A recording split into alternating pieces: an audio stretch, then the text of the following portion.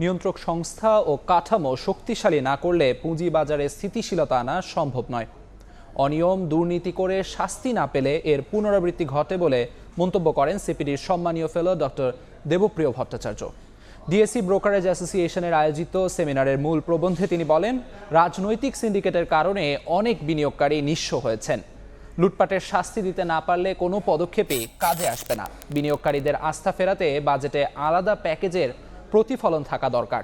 অর্থনীতিবিদ মাসরুর রিয়াজ বলেন, প্রাতিষ্ঠানিক বিনিয়োগকারী ছাড়া পুঁজিবাজার দাঁড়ায় না। জাতীয় অর্থনীতির সঙ্গে পুঁজিবাজার সামঞ্জস্য নয় বলেও মন্তব্য করেন তিনি।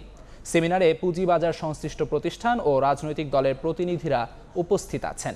রাজনৈতিক সদিচ্ছা ও সুশাসনের ওপর তাগিদ দেন বক্তারা। আমাদের পুঁজিবাজারের যে বৃহত্তর জাতীয় ভূমিকা, এটাকে আমাদের সর্বদা স্মরণে রাখতে হবে। যে পুঁজিবাজারের জন্য সম্পদ সংগ্রহ করা, তৃতীয়ত হলো যে সেই সম্পদকে তারল্যে পরিণত করে এবং বাজারের দক্ষতা বৃদ্ধি করা, এবং চতুর্থত সেটা হলো যে এই প্রক্রিয়ার ভিতর দিয়ে আমাদের যে কর্পোরেট ব্যবস্থাপনা আছে, কারণ অন্যান্য অনেক প্রতিষ্ঠান এটার সাথে যুক্ত থাকে, তার স্বচ্ছতা এবং দক্ষতাকে বৃদ্ধি করা। 4 দশক ধরে আপনার ফাইন্যান্সিয়াল পার্টনার আইডিএলসি।